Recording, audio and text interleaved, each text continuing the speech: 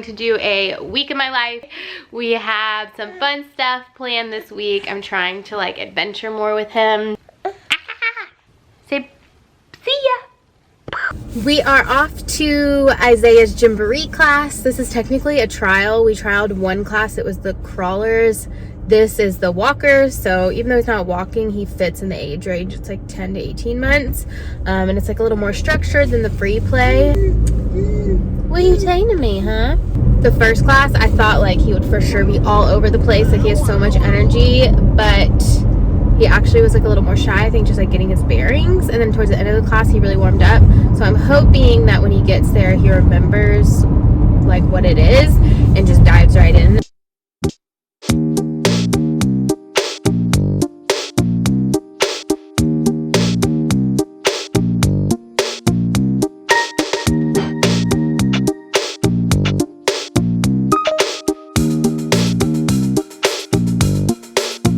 Gymboree was a success. What would you say? We came back really quickly, had to nurse him and then lay him down for his nap. Woke up kind of fussy, so we're just here playing. He's mastered some new skills. Really, really impressive, but at least I think it's very impressive. He can take these and put them in here, like super easy. So, gonna do this for a little while until we have snack time. Do you wanna go to the library? We're gonna go to the library? Yeah.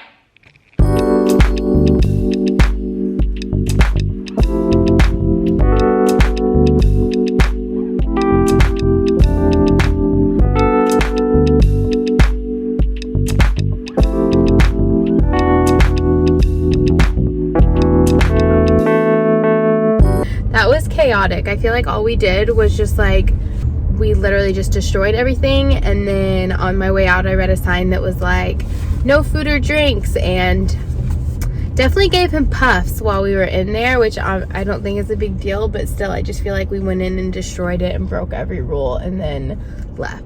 He just kept ripping all the books off of the shelves and wanting to climb all over everything, and I put him in this chair next to me like a big boy, and he thought it was like the coolest thing ever. So, I mean, we successfully killed maybe an hour, but I would not say that this library is ideal for like babies. A lot of libraries do, I know, have like cool play areas, but not this one. So, I'm about to give him some dinner. I roasted a bunch of vegetables yesterday.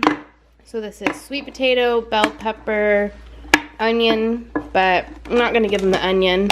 Also have rotisserie chicken left, so gonna offer this. If he doesn't really want the chicken, then I'll probably cook him an egg, because he really likes egg. Good job. He is in bed now. It is 6:35, so he'll just put himself to sleep. He likes to talk and hang for a little. I'm gonna make myself dinner. Just gonna have what I already prepped for him/us, but I'm gonna do a salad. The chicken, veggies, and everything over lettuce with my favorite dressing, and then also add some sauerkraut. Happy Tuesday. I am getting ready right now to go to breakfast with my small group for my church. So I joined a small group with some women, some moms, because I just felt like I really needed to connect with other moms around here. So it's been awesome, and like once a week we try to do something fun other than Bible study. Thankfully, Michael's company has been amazing, and they're letting him work from home on Tuesday so that I'm able to do this. And the timing just works out really well, because literally it's like I leave, Michael puts Isaiah down for a nap, and then he'll take a really long morning nap from like 8 to 10. And then I get home at like 10:15. Just got done with breakfast, and it was really, really nice. I think it's so important when you become a mom to join things that get you out of the house, for one, and then also just like to meet other moms, because they can validate all the things that you're going through. Especially for me, this group of women are actually ahead of me. A lot of them have kids that are like 6 years old or 8 years old, so they've been through it and they totally get it, and they're just like mentors to me, honestly. So they're friends and mentors all in one. But I just think if you can find something like that. It doesn't have to be through your church. Like if you're not religious, for me, that's how I found this group of women. But I just think it's so important to connect and find community. So I'm gonna head home. It's 9:40 right now, so I'll get home right at 10, which is about when Isaiah gets up, and then we'll just sort of jump back into our day. But it was just such a good way to wake up and get started. We are out for a walk now, and he has his little mesh feeder that I filled with raw apple. A lot of times I'll do like frozen fruit because it's really soothing on those 3 teeth that are popping through right now. But I just grabbed some raw apple before we left because I did frozen berries last time and it literally stained all over his clothes. So I would definitely, pro tip, do like frozen banana instead of berries because they get real messy and they will drip everywhere. And he should probably wear a bib, but right now it's just apple. Huh? You like your apple? We are off and on our way to Tumbles. It's basically like Gymboree, so we're gonna give this one a try and see what we think. They're both like located the same distance away from us, so that's not really a deciding factor. For me, it's more like cleanliness because I'm a germ freak, and that's like a big reason I'm not having him in daycare, is just to limit the germs. I'm also just curious like the curriculum or type of thing that they do with them, because at Gymboree it's like a little bit structured with songs and playtime and stuff like that. So I'm just curious like what they have for him to do.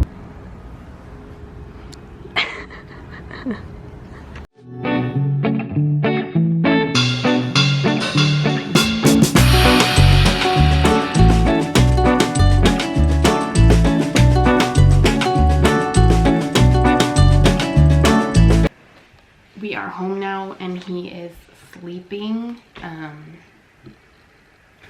His wake windows are so random. Sometimes it's closer to 3 hours, sometimes it's closer to 4. In the car he started yawning and rubbing his eyes.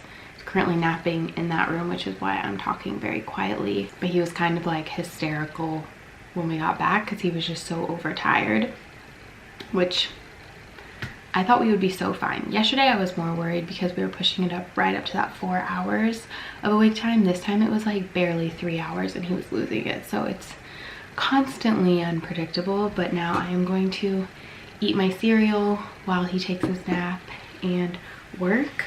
Don't really have anything else planned for the rest of the day, and it's supposed to rain the rest of the day, so just gonna kind of wing it from here.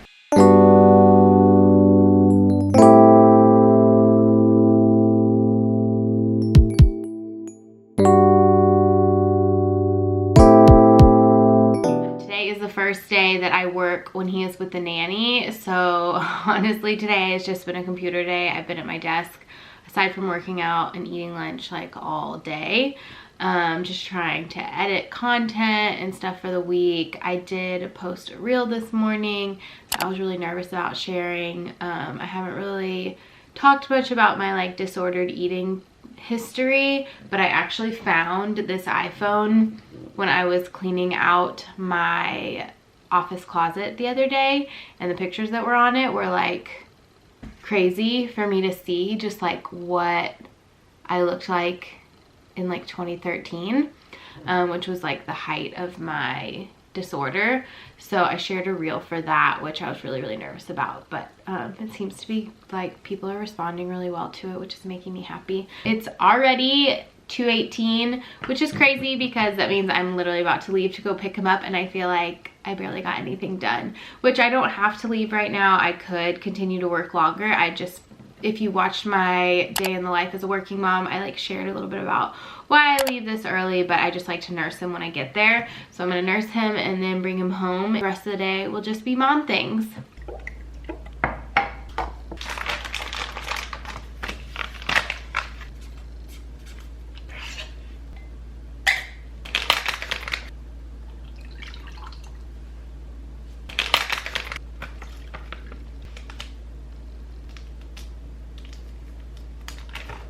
It's no surprise that I spoil Isaiah, but one thing I need to stop doing that I spoil him with is by giving him the freshest milk that I have instead of pulling milk out of the freezer. Like, I just always, every time he goes to the nanny, I give him like whatever I pumped from the day before, when really I should be pulling the stuff out of the freezer from like October and then freezing the stuff that I pumped that day so that we still have it like 6 months from now. So that's what I'm doing now. I'm trying to be better about it. So what I've done is I've already started packing this stuff from a couple days ago. There's milk in here that was pumped on like March 8th, and that's how I have to date it. Even if I'm putting like March 10th or something milk in here, you can combine it as long as when you freeze it, you put on there the oldest date.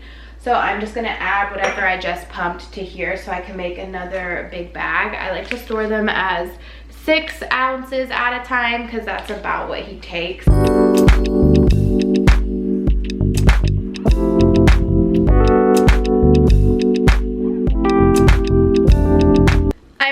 On some new recipes I'm very excited about because they are actually like baby recipes. So one of them is going to be these muffins. They're banana muffins that I already gave Isaiah and he liked them, except this time I added prunes.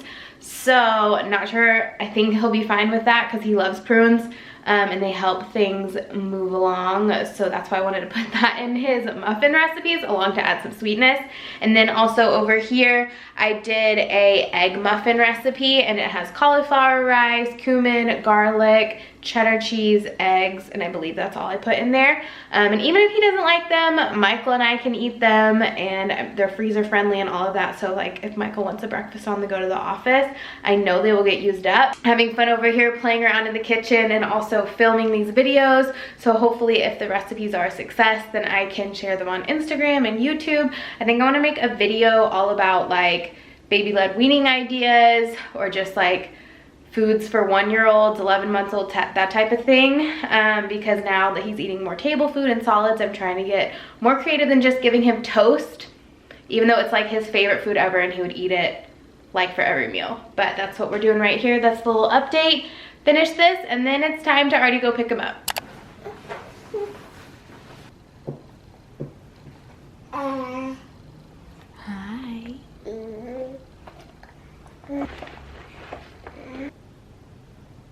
Banana so much.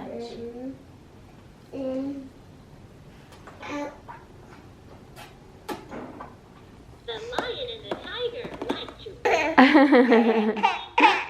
Hi.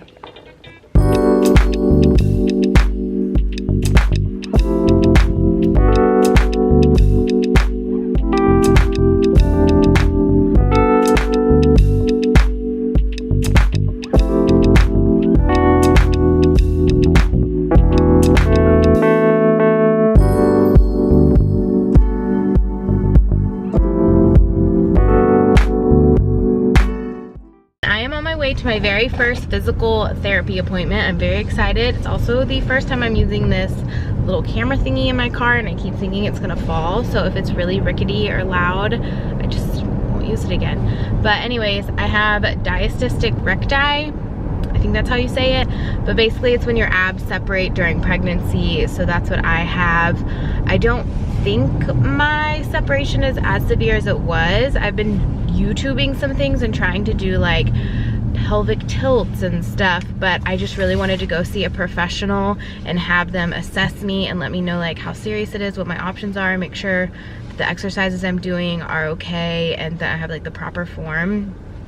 But like no one talks about this. I like had no idea I had it. Thankfully some people that follow me on Instagram noticed it when I was filming myself doing a workout and like let me know that like the coning in my abs was, that's what this was. And it can cause like a whole slew of problems. So anyways, gonna go get that checked out, and then I will go pick up Isaiah and nurse him and bring him home. But I'll definitely let you guys know how physical therapy is, and if I learn any tips or tricks, I will share them. Hi. Can you say hey? Are we home? I got all taped up from my PT. It was really interesting and I learned a lot. I kind of went into it with the mindset like, oh, I'll just do this consult and then, you know, learn some stuff and then probably not go back. But I actually think I'm gonna sign up for the 12 package deal and go 12 times, because I actually have a 4.5 finger separation, which is a lot worse than I thought, along with a bunch of other things that she pointed out in ways that my body's like compensating to make up for the lack of like abdominal strength. But that's a whole other conversation. happy to share more on that if you guys are interested. But thank you so much for watching this week in my life if you made it this far. Now we're just gonna hang out, play, and practice his walking. Can you say bye? Can you say thank you for watching? Yeah. Okay, and until next time, we will see you next time.